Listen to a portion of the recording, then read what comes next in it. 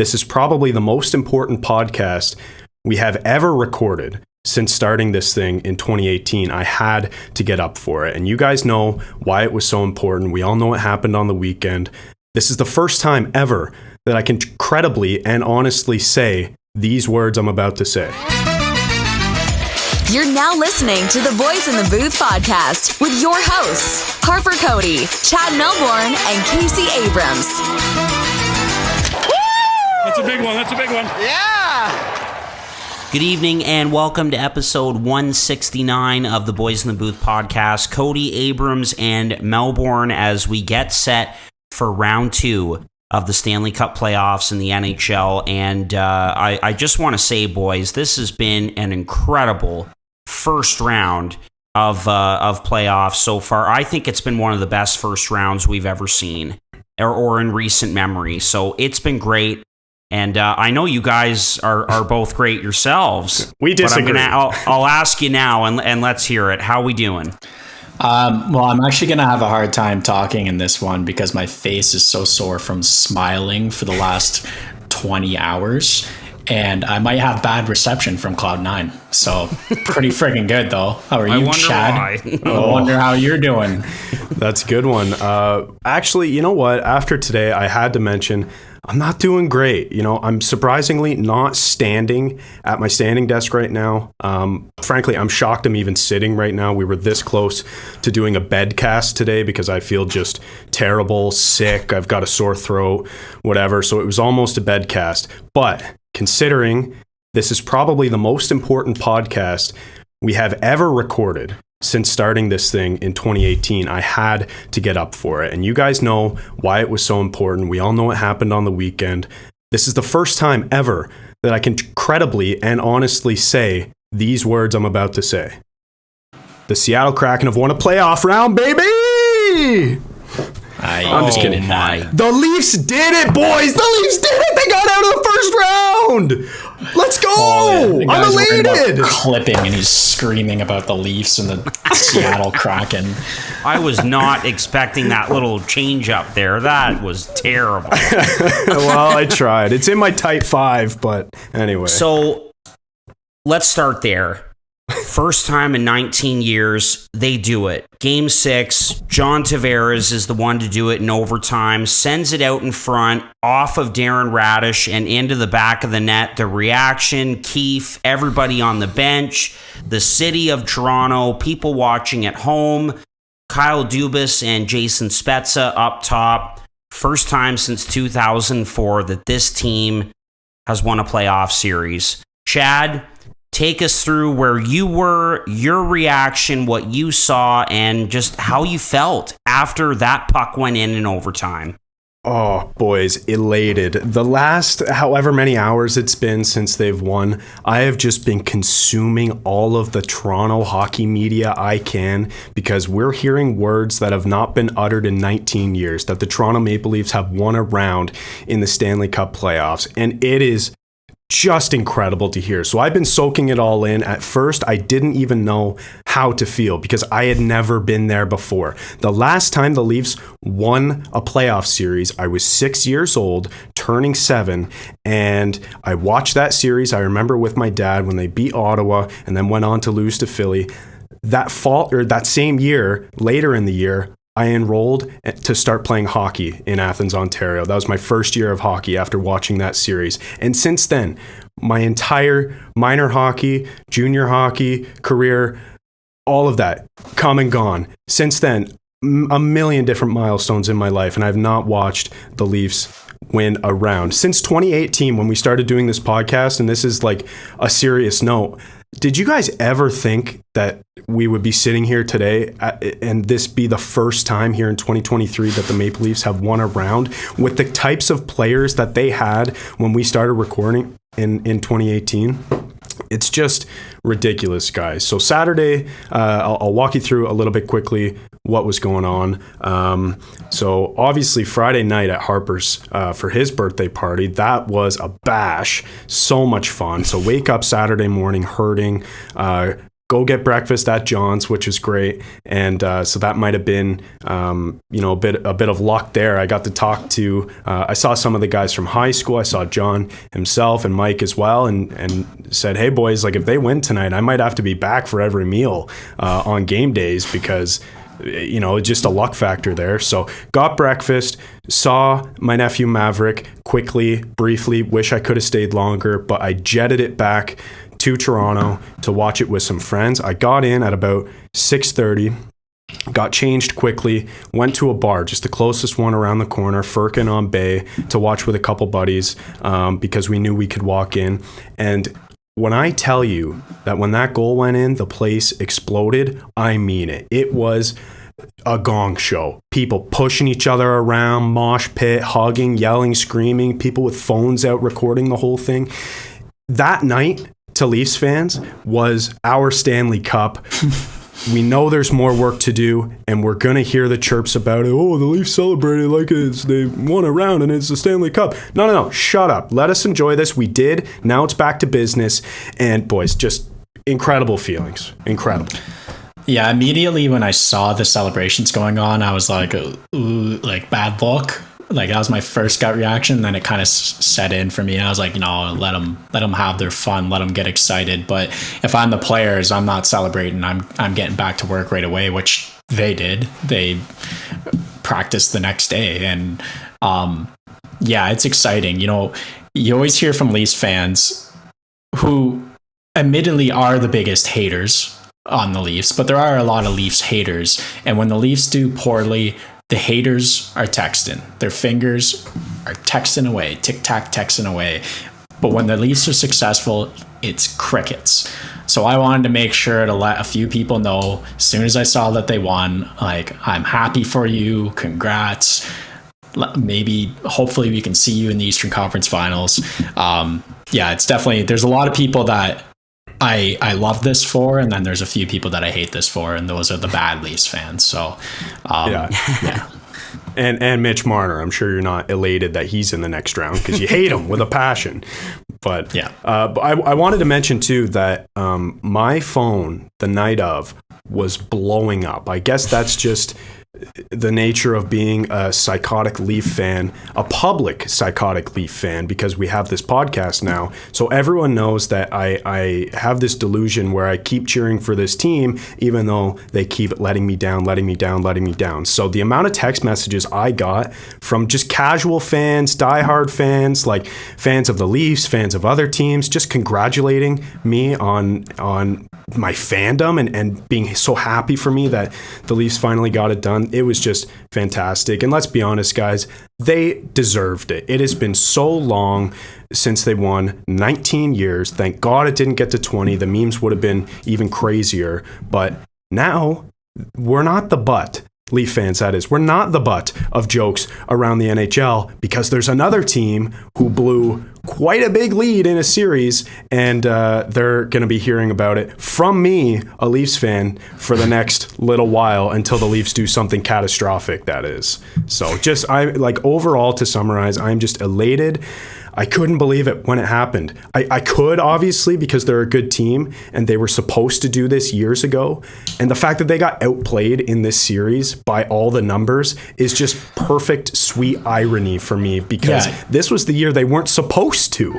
Yeah, you said they deserved it, and I had to step back for a sec there when you said that, but they deserve it from years prior, but this year they didn't deserve it. I think they got outplayed most of the games. So it's a little surprising to see, but I'm definitely happy for them, and I'm back to cheering against them. So, absolutely. And Case, how, we're going to get to this next, but how incredible would it be if our two teams met in the Eastern Conference Finals? Not trying to get ahead of ourselves here. There are two very tough matchups coming up, but how crazy would that be for our hearts on this podcast to talk about our two teams going head to head? I barely made it through health-wise of that Rangers series. I think it would be the end of me if Toronto and the Devils played in the Eastern Conference Finals. I tell people, on a scale of 1 to 10, 10 being the team I'd hate to lose to the most, the Rangers are a 10, the Leafs are a 9, and then everyone else is 5 and lower. It's just like that much higher, and people are like, why the Leafs? I'm like, hello, have you met a Leafs fan? And like fans, so many of my friends are Leafs fans, so it's just like the sheer volume of it would be like unbearable. But it would be fun hockey, that's for sure. It'd be run and gun until you know, all of the goals are scored. But I don't know.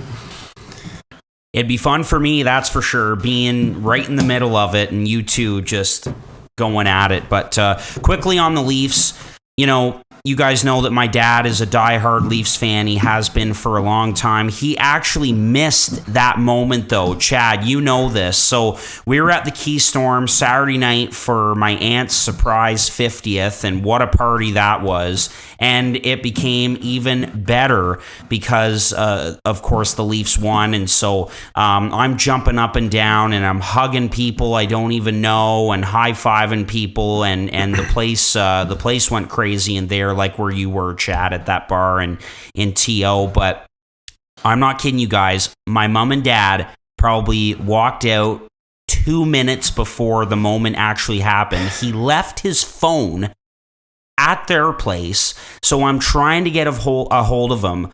I called him like 5 or 6 times. He doesn't pick up, and then he finally got back to the house, turned on the TV, and saw it after the fact, and watched a bunch of highlights, and watched Steve Dangle's reaction, which was fantastic, and all of it. But I just I wish that I could have had that moment with my dad. I've thought about it for so long. Since I was a kid, I've always had a soft spot for that franchise, but maybe we'll get that moment together in this next series. So anyway, that's sad to hear, Harp, that he missed it, because that also means that, is he allowed to watch the rest? I don't know about that.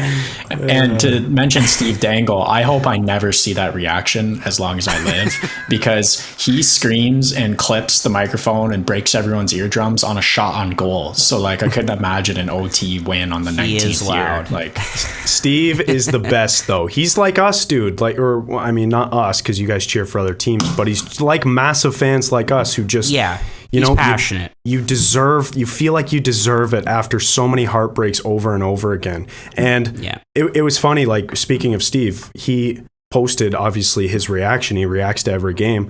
And he mentioned that the last time the Leafs won a round in 2004, he hadn't started his account. He started it in 2007. That was before YouTube existed. Facebook was founded that same year in 2004. So it's just ridiculous to look back on this. Like, it's one series, but now do you understand from an outside perspective why they're celebrating the way they are? And also the path to the cup.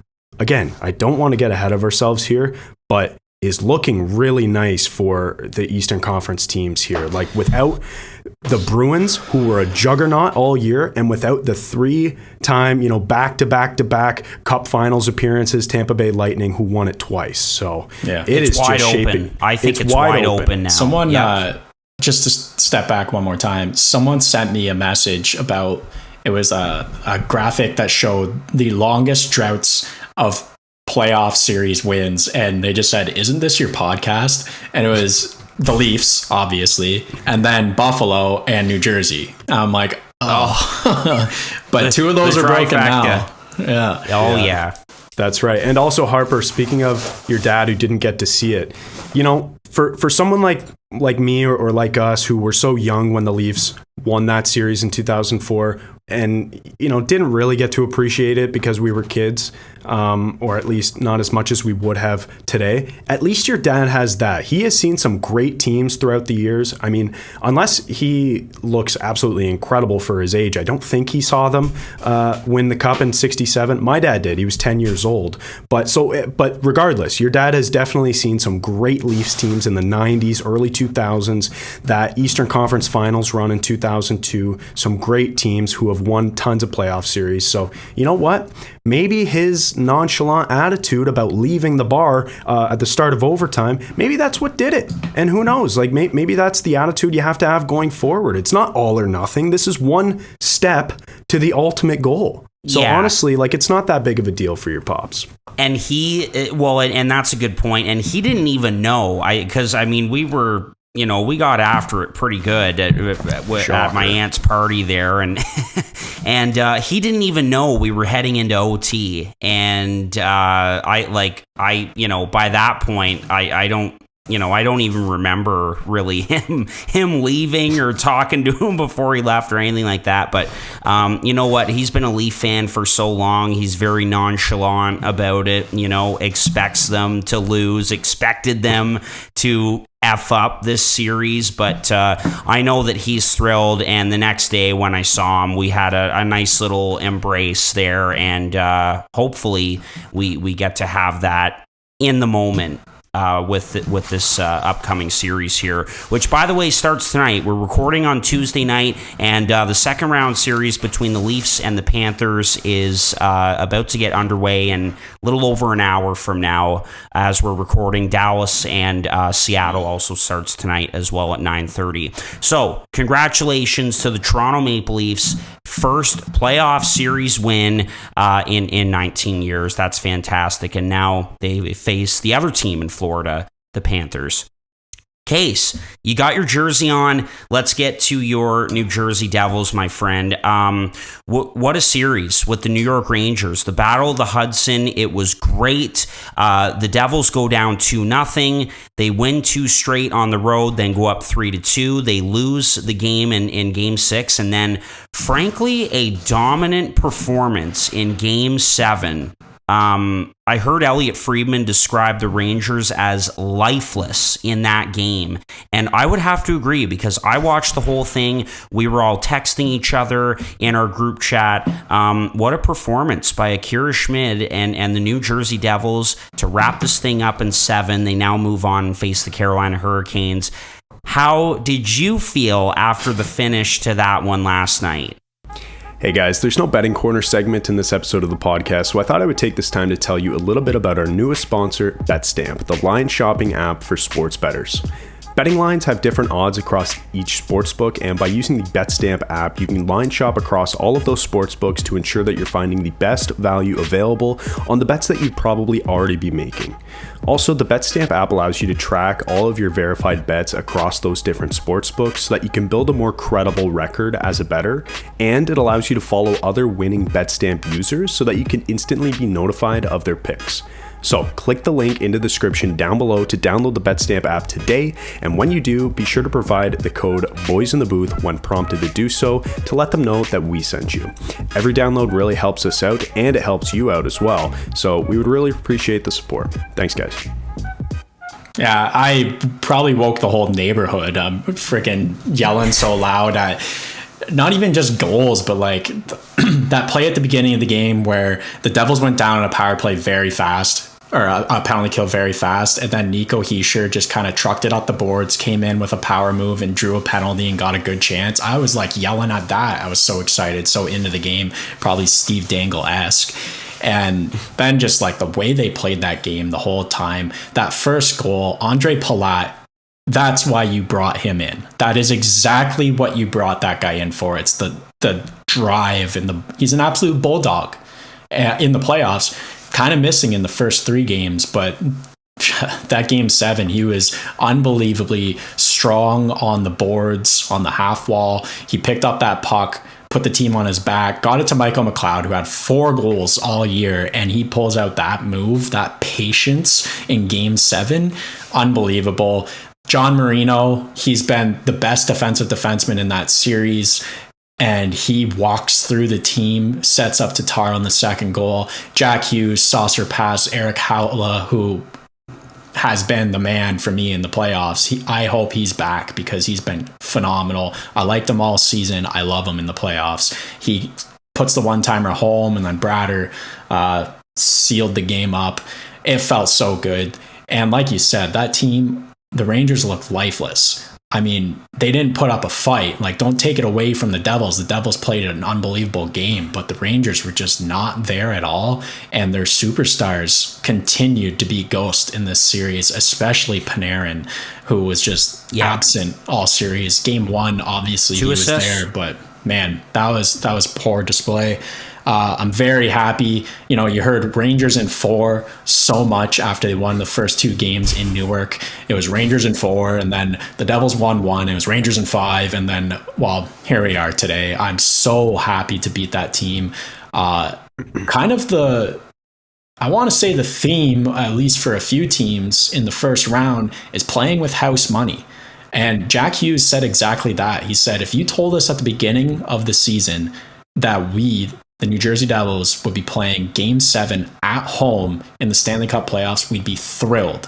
And really, we're going into this with an attitude of, let's compete and have fun. We're playing with house money right now. We're not expected to win this.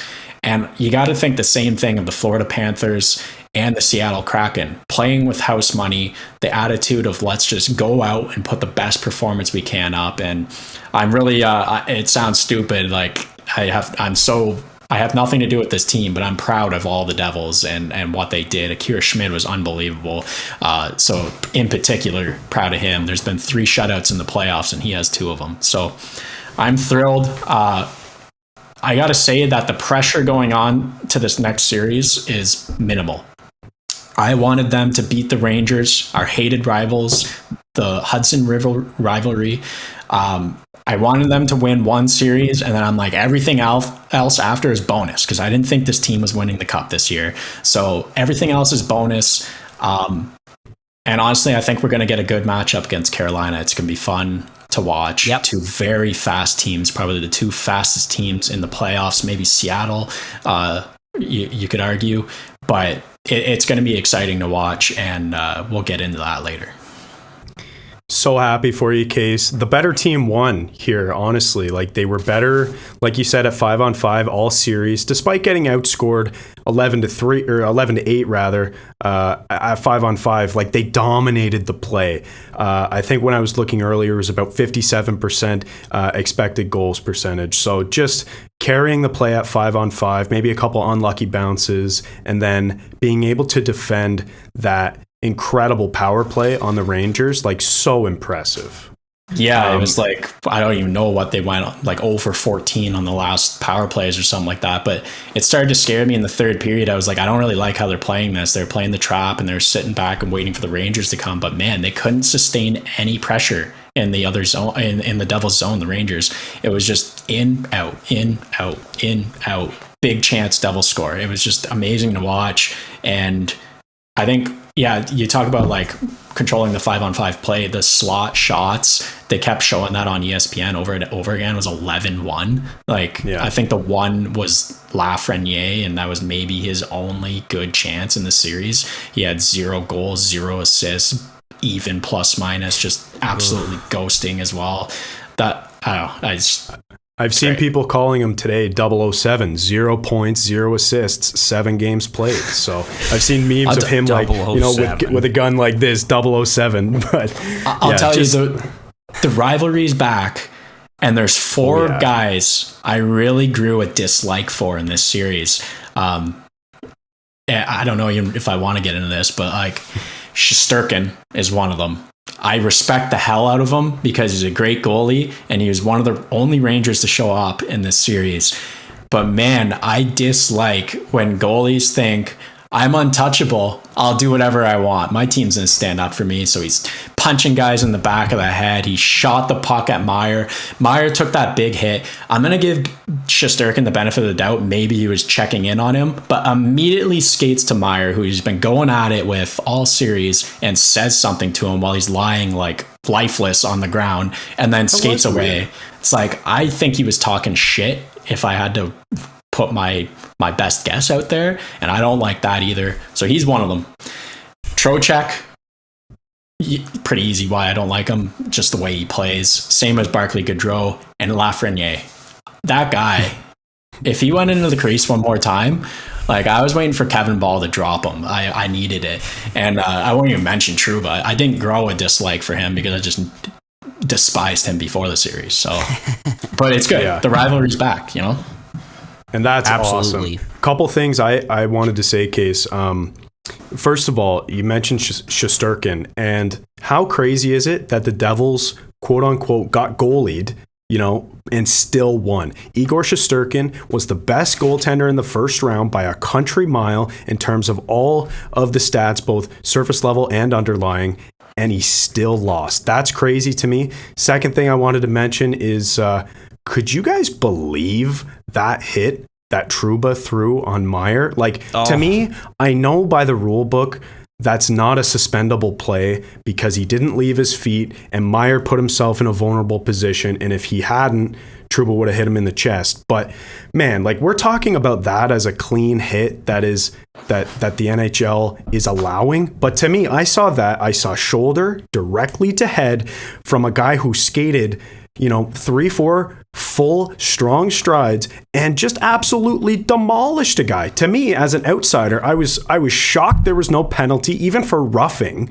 or something like that, roughing or charging or something. And then the fact that he's not even going to have a hearing or have to answer to this, he's going to keep doing it. So when I saw that hit, I know by the rule book it's considered legal, but I think that is just crazy, and maybe the NHL should look into removing those kinds of hits going forward, because that could be brain damage. That's one of their best players, and he, luckily he was able to get up and continue playing. But if he misses the next round, he kind of missed this round, but if he misses the next round and he was important, then that's a big deal. So I was shocked no one jumped him. But yeah, go ahead, Case. Was not shocked that no one jumped him. Please don't jump him with 5 minutes or whatever it was left in Game 7 when you have a lead. True. I understand. Jump him next year. Trouba was suspended for the remainder of the playoffs. There it is. Get right. I had you for a second there. You did. No, I was like, wait, did I miss something? But I'm going to take the Bednar opinion on this, and I'm not even going to try anymore to figure it out. It's just, you can't keep it straight what the league wants. I know that by the rules, it's not a suspension and maybe not even a penalty, but so maybe the rules should be changed then, because that was pretty dangerous. It seems as though Meier is okay. He came back by the end of the game. His nose is probably broken. But Lindy Ruff is expecting good news from medical here and today, actually. So I think he's going to be okay. He is one of the Devils' best players, but he also had 0 points that series. So I'm hoping Trouba knocked some anger into him or something. I don't know, but they had an embrace at the end of the handshake, and it looked like they're cool. But I would expect someone going after Trouba next year. Oh yeah, I could see that for sure. And I'm not going to say anything more because I think you guys said it all about how well the Devils played and pulling this out. But I wanted to talk about the goaltender Schmid, and what a great story he's been. He's a young kid, a big kid, and I thought he played extremely well. He looked calm and composed, really, really good with the glove hand in particular. I just thought he looked so smooth and calm in a really big game at home for this young team. And, they've got speed to burn, and I agree that that's going to be a really fun series to watch in round 2 with them and the Hurricanes, two very fast teams that have speed to burn. And just thrilled for the Devils, and it's going to be fascinating to see what kind of changes happen with the New York Rangers. And I think that the first one we're going to see is a coaching change, given how their star players performed in this series. Well, I got to say hats off to Lindy Ruff. This will be about the Rangers in a second, but I got to say hats off to Lindy Ruff because of the changes he made in this series. He came in, he took Miles Wood out after 2 games of bad penalties. He took Sharon Govich out. He sat Siegenthaler even once. I don't know about that one, but he was making changes and swapped the lines around, and it worked out for him every single time. Even bringing Miles Wood and Sharon Govich back in to the series for Game 7, that team was notably faster in Game 7 than the games previous, and the Rangers couldn't handle it. And that was from Brian bringing in Miles Wood and Sharon Govich. Those guys add a lot of speed. And, putting Schmid in, that's a Lindy Ruff decision. Massive. Keeping Ball out there when, the hockey world is calling for Luke Hughes. Ball was great in the last 3 games. Curtis Lazar scores, and then he takes him out. And like I said, again, Sharangovich and Miles Wood came in. A lot of great changes. Nothing happened with the Rangers. No changes at all. They swapped a couple lines around, and then it was like, okay, we swap. Like he switched up the kid line, who I thought at the beginning of the series was the only one clicking. It didn't work, and then he put them back together, and it started working again. And it's like the one change he made was a poor one. So nothing happened. It didn't seem like the team had any fire lit under them, except for maybe Game 6. So I don't know. I kind of agree with you, Harp. Mm-hmm.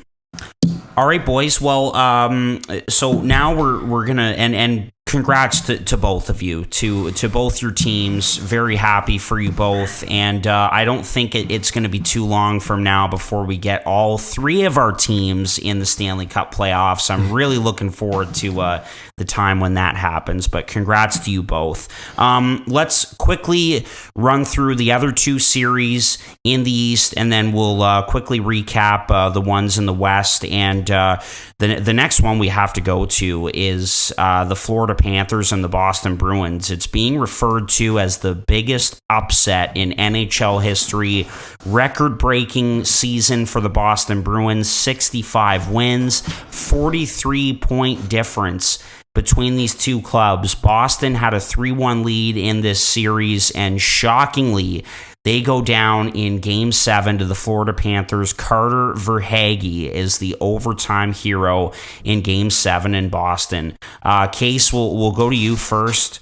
Thoughts on how this series played out? My goodness. Well, I gave out my first sweep ever for Boston as my prediction. I guess I was getting a little overzealous, and I forgot that teams suck when they come first in the playoffs. It's weird. And I actually said that you can't out Boston, but that's exactly what happened. Like, Matthew Tkachuk alone out Boston.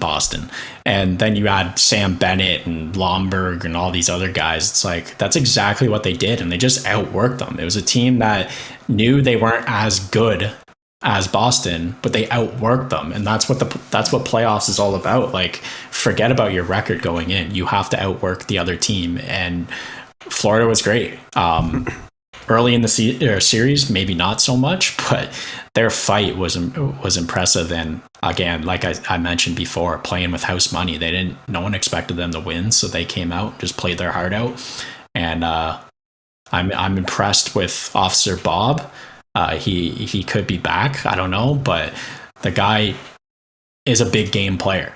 He might not have been good in the last couple seasons, but he's a big game player. We've seen it in the playoffs before. He upset Tampa. He's upset Boston now. That's what the guy can do. So I'm happy for Florida. I'm happy for the hockey world. Or sporting world. We can't have Boston continue to be like this sporting juggernaut. So it's good to see.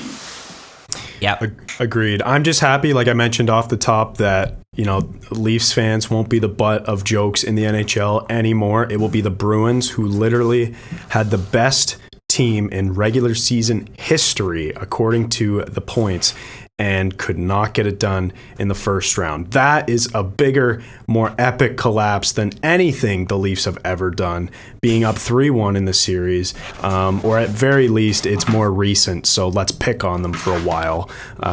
So that's where I am right now. Like, listen, the Panthers were the better team in the series. At first, it looked like this was going to be all Boston, and then the Panthers just didn't quit. Like I mentioned leading up to the end of the regular season, that this Panthers team, like, even though I picked Boston to win, I think in 5 games because they were the no-brainer pick, I mentioned, like, Florida has been battling for their absolute lives the last 2 months, or at least month of the regular season. And they faced adversity all year long, which is something that Boston didn't. So the better team won here. There were some red flags for the Bruins going into this series that maybe we should have picked up on, looking back in hindsight. They had some injuries, the Game 82 injury to Patrice Bergeron, the herniated disc, as well as I'm pretty sure he was spending time in Montreal with his father, who is sick, so there was that we didn't know about. But the herniated disc, we We didn't know the extent, but we knew he was banged up in game 82 against Montreal. Krejci just looked tired and slow, and because he's played a lot of games too. This is his first year back in the NHL, and then the goaltending was, again, looking back in hindsight, maybe a red flag, because both of those guys were so good all year long, but it was a tandem. They almost split the games equally. There wasn't one guy down the stretch who played every game, and Bruins fans are looking at this and saying, putting in Swayman in game 7 after Ullmark had 2 very tough games, like, it was too late at that point, and the change should have happened earlier. A lot of other Bruins fans are saying, we should have treated this series like a tandem, because that's what they did all year, and just played one guy then the other, or 2 games here, 2 games there, because we had never seen either of those guys play a full season, let alone 7 games in a 2-week stretch, where everything is just heightened. The emotion, the intensity, the skill level, everything is heightened. So looking back on it, as we do, hindsight is 2020. There were a few red flags. We all picked the Bruins, and that didn't happen, and I am pumped, despite the fact that I wanted the Leafs to play the Bruins. I wanted them to exercise all their demons in the second round. I guess we'll have to settle for another Florida team, and that's okay. Yeah, absolutely. And I got to apologize to my good buddy Mark Breyer, who's a big Bruins fan. I watched Game 7 with him and my brother, and sometimes I have that crazy ability in the playoffs to, jinx the Leafs, and that's well documented, or whoever else or whatever, and we're sitting there, and no word of a lie, boys. I'm like, you know what? It'd be cool if this game went to overtime. Like, it'd be really cool if this game went to OT. Why would you say that? And then what happens? Brandon Montour ties it up with less than a minute left. And then a fun little thing to do is you pick a guy from each team to win it in overtime, right? So my pick for Florida was Carter Verhaeghe. No word of a lie. So I was I said sorry to him a couple of times afterwards when he was really feeling down after this one. But I'll tell you this, Harp, wrapping up. Yep. Bruins fans, since that loss have been very, very, very silent. One of the loudest fan bases in terms of chirping, especially Leafs fans. And, we posted our brackets on our page, and we got comments from Bruins fans saying we were delusional because only one of 3 of us picked them to win the cup. And, so that in and of itself is insane. But very, very quiet. Very quiet. I can say bye to mine as well, but and I'm sure a lot of people can. But yes, the Bruins fans have been very quiet, and if this is it for Patrice Bergeron, I mean, what a career! One of the most perfect hockey players we've ever seen. He's going into the Hall of Fame for sure. So if this is it for him, just an unbelievable career for one of the best. But Florida was the better team in the end. And last thing I want to say, I think the turning point in this series was when Ullmark had that error playing the puck in Game 5 and Tkachuk scored in overtime. I think that gave the Panthers life, and that the momentum shifted right from there. I think that is what really turned this series in another direction for the Boston Bruins.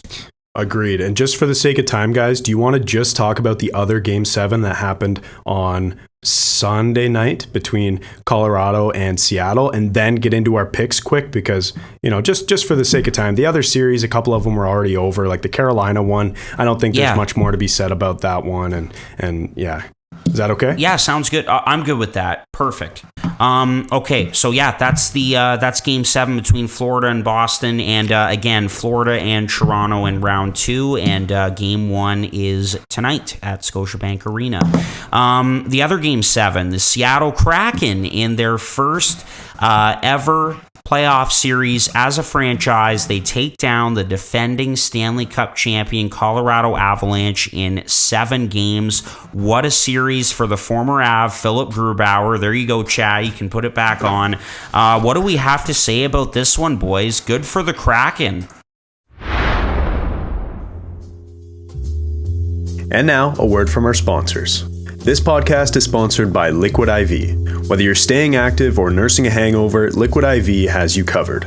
Just one stick of Liquid IV in 16 ounces of water hydrates faster and more efficiently than water alone. It contains 5 essential vitamins, B3, B5, B6, B12, and vitamin C, with 3 times the electrolytes of traditional sports drinks. It's made with premium ingredients, it's non-GMO, and it's free from gluten, dairy, and soy. There are plenty of awesome flavors, but my personal favorite right now is lemon lime. So, get 20% off when you go to liquidiv.com and use the code boys_in_the_booth at checkout. That's 20% off anything in the store when you order using the promo code boys_in_the_booth at liquidiv.com. Experience better hydration today with Liquid IV. This podcast is also sponsored by the best ticket app out there, SeatGeek. SeatGeek takes the confusion out of buying tickets, making it quick and easy to get the best deals on tickets to your favorite sporting events. Plus, Boys in the Booth listeners get $20 off their first ticket purchase on SeatGeek with the promo code BOYSINTHEBOOTH in all caps. So, click the link in the description down below to download the app, and remember to get your discounted tickets using the code BOYSINTHEBOOTH in all caps. Get great seats for a fraction of the cost with SeatGeek. Yeah, good for them. I've never been a supporter of theirs. You guys are well aware of that. And I'm shocked that this series played out the way it did in that they won. I did say that they were going to put up quite the battle, but I think that Colorado gave them way too much of a leash. They played the run and gun game with Seattle, and I think if they just would have played their playoff lockdown type hockey, we wouldn't be having this conversation right now. Colorado a little beaten up, but Seattle, gonna say it, beating the dead horse, playing with house money. They did not expect to win this series. They came in as the massive underdog and just played their hearts out, and here we are. Like, they're in the second round in their first ever playoffs. So I'm excited for them, but I think it's going to be short-lived. Yeah, Case, as someone who is high on the team, I also didn't have them beating the defending Stanley Cup champions, despite the fact that there were a few personnel changes. They lost a few players in Colorado, and they weren't as deep as they were before. They still had all their horses, and most of them. And this was a series that looked like, one of the easiest ones to pick, similar to the Boston-Florida one. But clearly, that wasn't the case. And it was partly because of the absolutely incredible depth that the Kraken have. They might not have a first line, a true NHL first line, but they have at least 2 second lines and maybe a couple third lines too. Like, they have bodies up and down the lineup of guys who play with pace and play a nice structure as well. Despite the fact that they were one of the luckiest teams in the NHL this season, all of that, that can go aside. The numbers can tell a story, and then the actual games and the wins tell a different one. This team loved this from start to finish, and it was, like I said, mostly because of the depth. 16 different players on this team scored in the first round. That's incredible. That's unheard of. Do I think they're going to win their next series? I'm probably not going to hop on the bandwagon, but this is fun, right? Like, this is why the NHL playoffs are so special, because no matter if you're the 1 seed, the defending champs, the best regular season team of all time, you can get upset. And we saw it twice in these playoffs. And for Seattle fans who are new to this whole thing, congrats, and be excited, because this is, as a Leafs fan, this thing doesn't happen all the time. So enjoy the moment and just, keep cheering for your team. Yeah, absolutely. Really impressed with Seattle and the depth. Philip Grubauer, did not expect that kind of performance from him. He, the last couple of years haven't really gone well for him. So really cool to see him step up the way that he did against this former team. And Colorado just kind of looked out of sorts. I mean, they're guys, they're big horses, the McKinnons, the Makars. They were fantastic, but I think that Landeskog is obviously a big loss, and that's a concern moving forward. I'm seeing stuff online that he may not play again. There's people even wondering about that, and the whole Nichushkin situation as well. So yeah, just wasn't their year to run it back and go on a big run, but you got your cup, and they'll be right back in it next year. And this is huge for Seattle. Very, very impressed with the job that Dave Haxtell has done. And yeah, it really is, by committee with this group. And Case, you mentioned Andre Palat, former Tampa Bay Lightning player who stepped up big time and made a huge play in Game 7 for the Devils. Well, Yanni Gourde, another former Bolt who's been incredible for the Kraken and a big part of this team. So really cool to see that as well. So yeah, happy for Seattle. Don't think they're going to beat Dallas, but they enjoyed this one for sure. All right, fellas. Well, for the sake of time, let's go to our picks for the second round. So we're down to 8, and we'll start in the West, and we'll go back to Seattle, who are up against the Dallas Stars, who eliminated the Minnesota Wild in 6 games. Who we got in this second round series between the Kraken and the Stars? Well, you already know that I'm taking Dallas. I mentioned that it's not going to be long-lived for Seattle. I think that Dallas is a powerhouse in the playoffs right now. The way they're playing, the team is structured so well for the playoffs because they play with so much speed, yet they're heavy and hard to play against. And then you have Ottinger, who is, you mentioned Shesterkin as being the best goalie in the playoffs. Well, Ottinger is number 2, and I think Schmidt is number 3. So Ottinger has been phenomenal. Their top guys have been great. Their depth has been banging it out. And now they're getting Pavelski back, the lifeblood of this team, and one of the best playoff performers of all time. Or maybe not of all time, but of the last 2 decades, or the last decade at least. Pavelski is going to put so much energy into this team, and I think that Dallas is going all the way. They're going to be in the Stanley Cup Finals. So I've got Dallas, and I thought about taking them in 5. I'm so confident in this team, but I'm going to say 6 games for Dallas to win. Seattle, once again, is going to put up an effort that impresses us all with their house money. Yeah, I'm totally with you, Case. I also have Dallas in 6. I wanted to go shorter, but Seattle, they're just too pesky. They just have too many lines who can generate offense and skate you into the ground. So I think this is going to be maybe a little bit of a shock early on to Dallas, but let's not mince words here. They have a better forward group, a better defense core, and a better goaltender. Despite the fact that Philip Grubauer was one of the best goalies in the first round, he wasn't better than Jake Ottinger, and that's largely why Seattle was able to get by, is because Grubauer put on a show, and that was, he was able to steal games. Well, the guy at the other end in this series, Jake Ottinger, is one of the best to do it, and he's still young and hungry as well. So Dallas in 6 games, got a couple X factors here. One for Seattle is Jared McCann. We know that he led their team in scoring in the regular season, though he has just 1 point through 4 games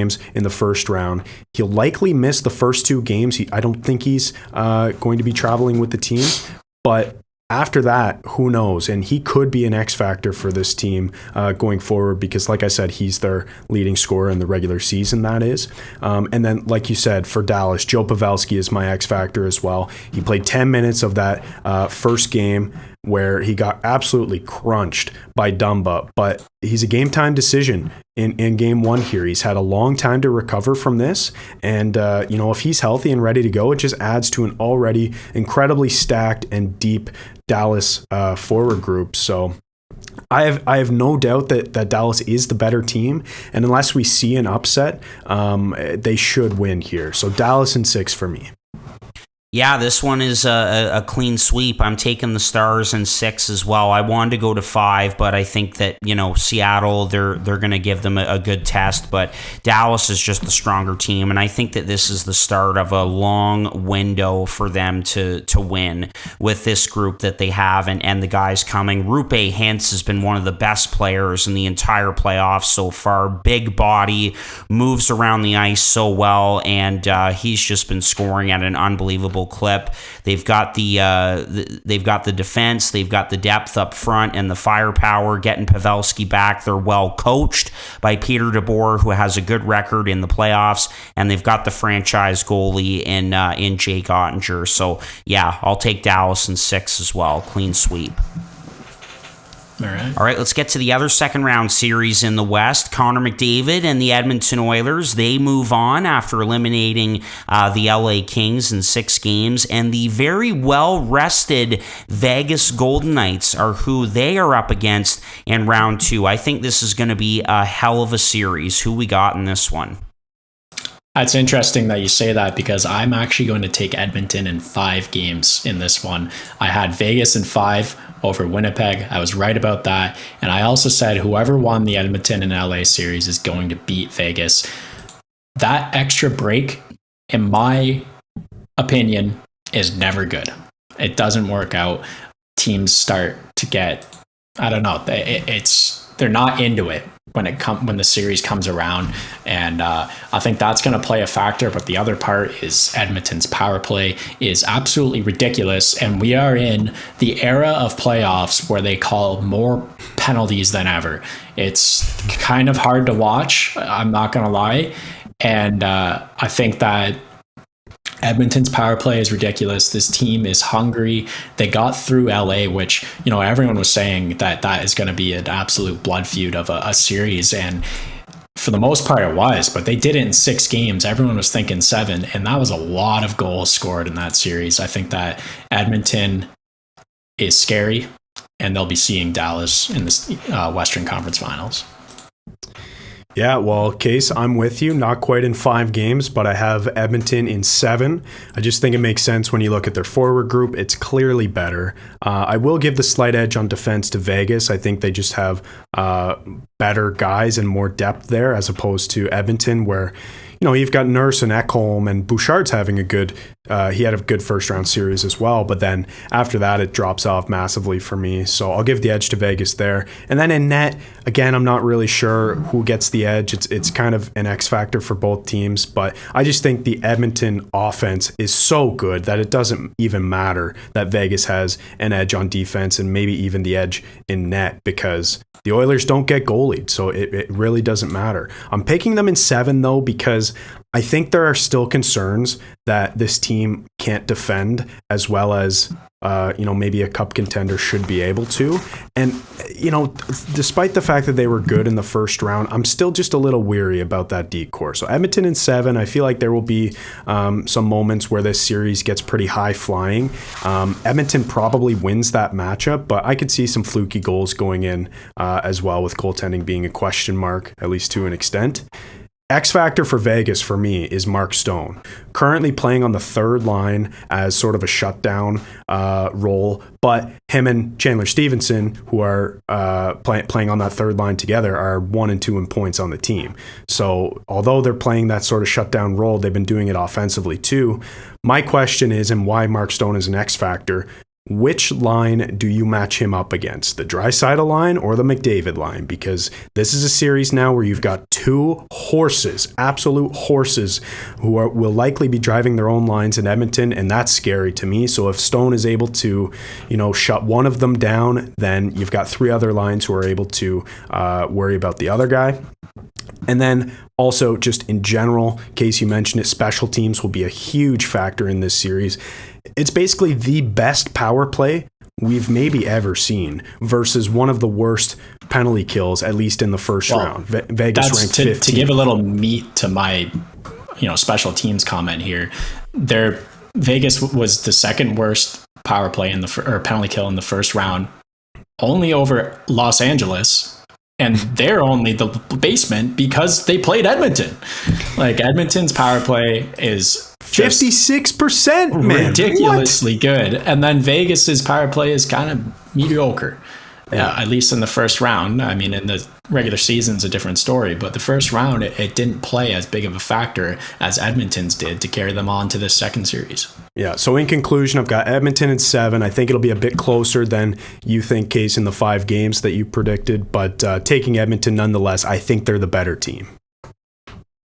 I agree. And when I said right off the top that it's going to be a hell of a series, I just think it's going to be a really physical series. I have a feeling it's going to be. But I'm taking the Oilers. They were my cup pick, even though my bracket is just completely done now after the Bruins got eliminated and others. But I'm going to take Edmonton in 6. So I'll go right in between you guys, and just the power play, those two horses, McDavid and Draisaitl up front. I think the goaltending is better. I mean, I don't know if Vegas can keep it up with Brossoit or whoever it's going to be, even though he looked really good in that 5-game series against Winnipeg. And first time ever that we're going to see McDavid versus Eichel, the guys who went 1-2 in 2015 against each other in the playoffs. So looking forward to that. But I think Edmonton gets this done in 6 games. Vegas kind of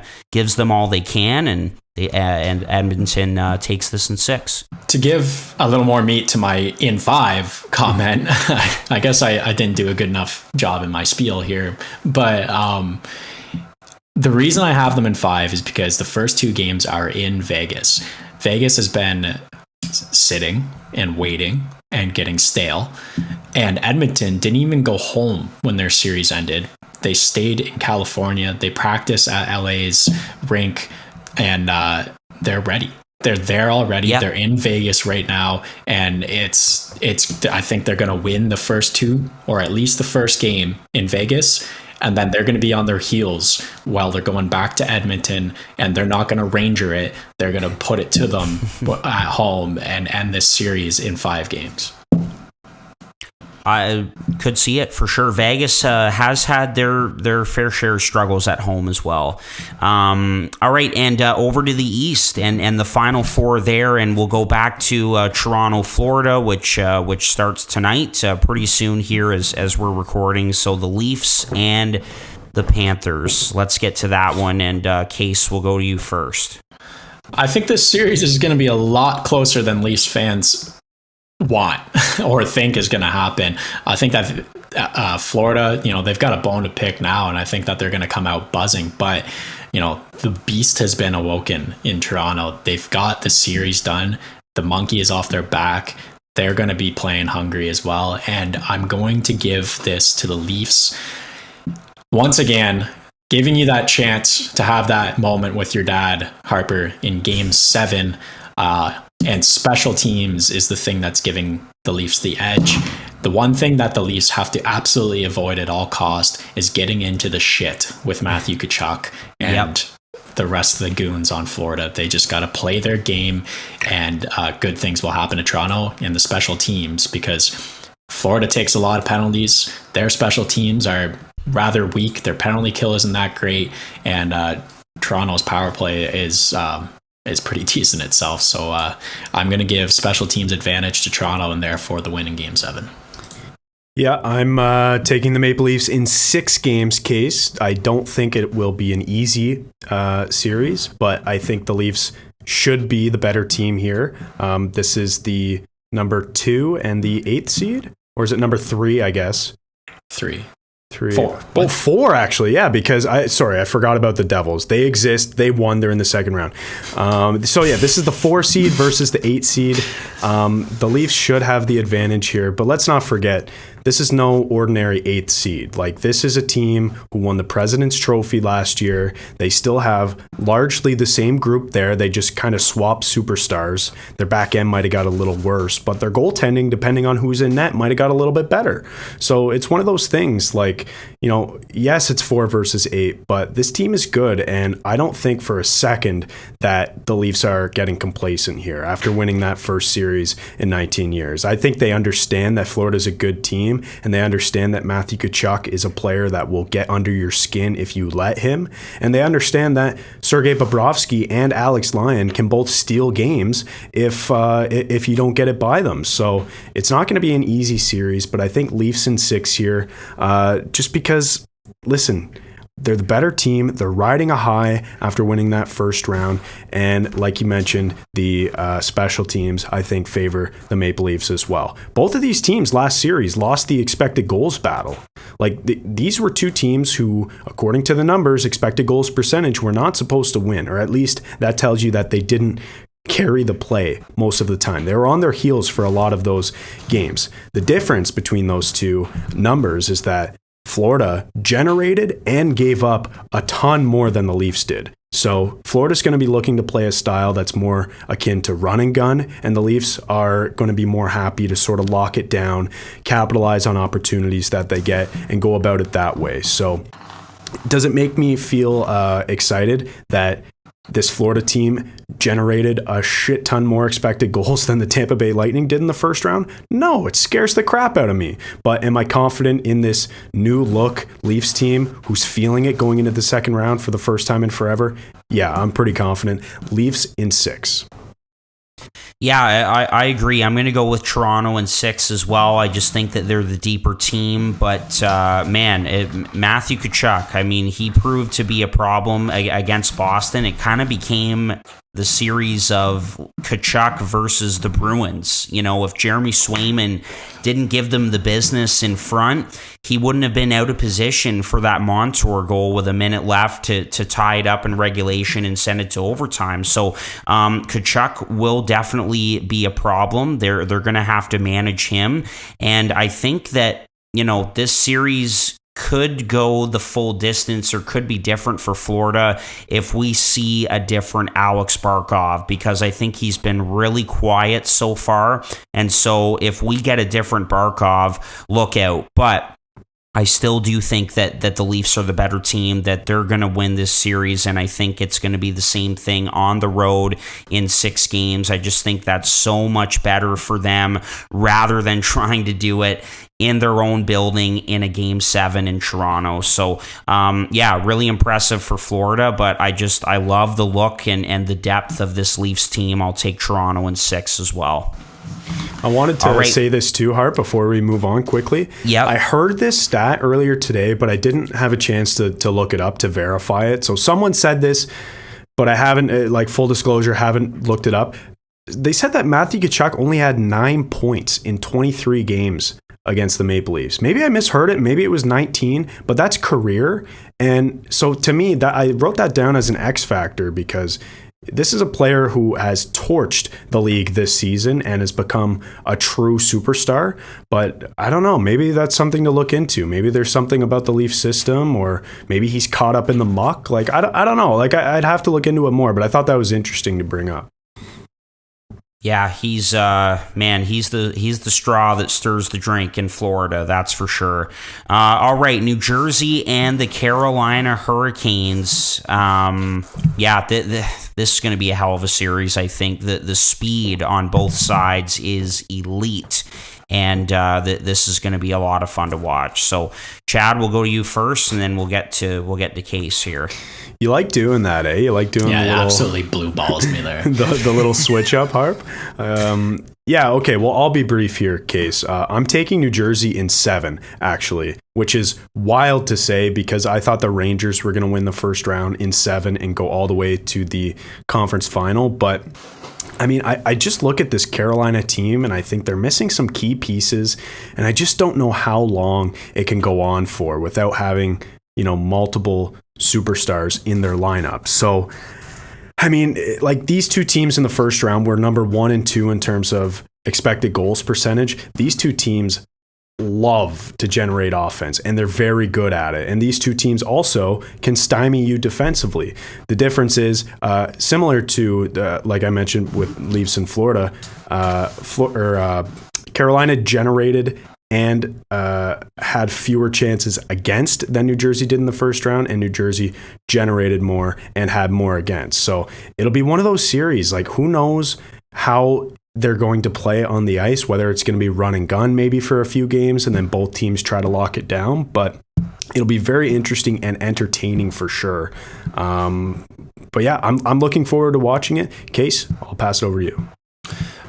When you talk about those stats, something to keep in mind is the first 2 games of that Devils series really draw down each of those, like all of those that you just mentioned.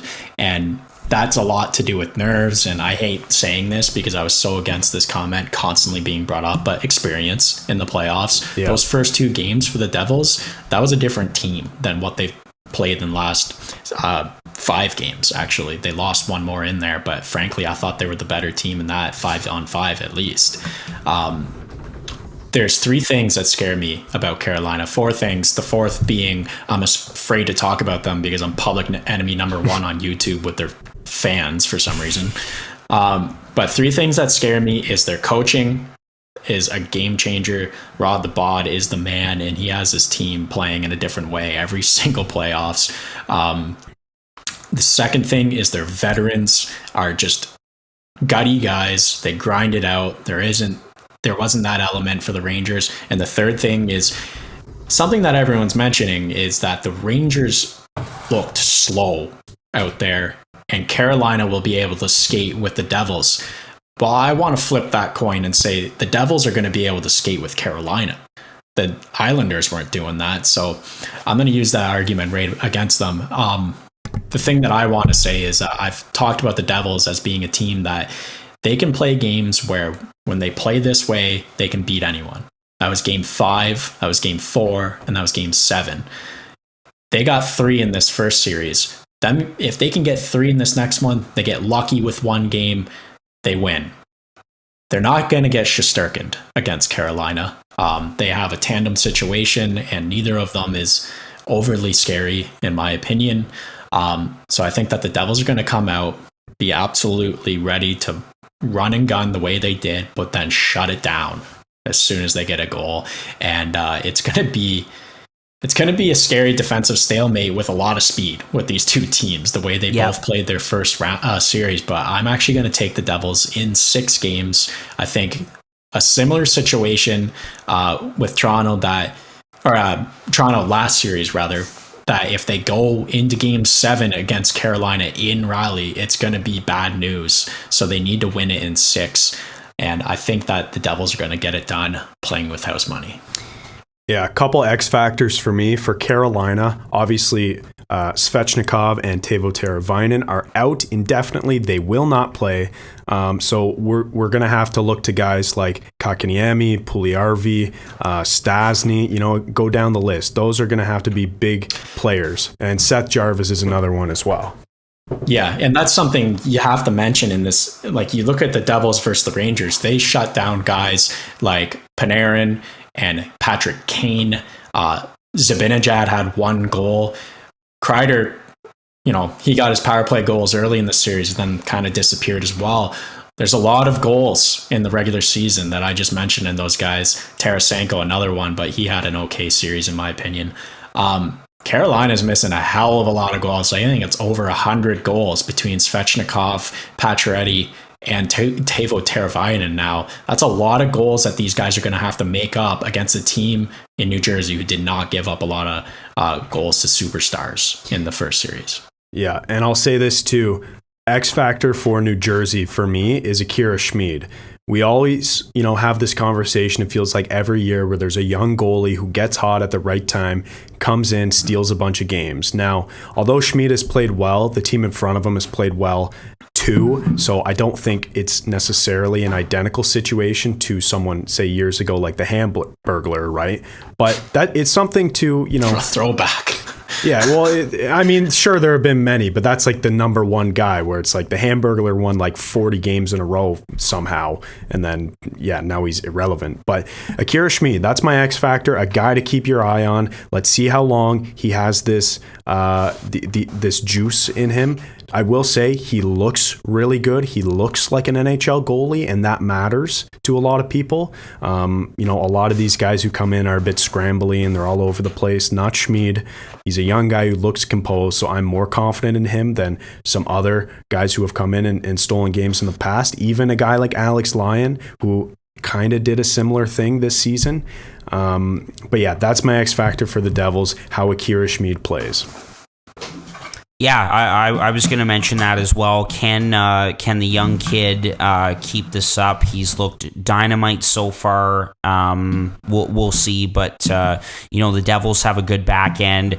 just like Carolina, and a lot of firepower up front. But I got to give the edge to the Devils because there are some key guys out for the Hurricanes. And we've heard Rod the Bod talk about this before, where they have to grind for a lot of their goals, where I think that, the Devils have their stars healthy and ready to go after that Game 7 win over the Rangers.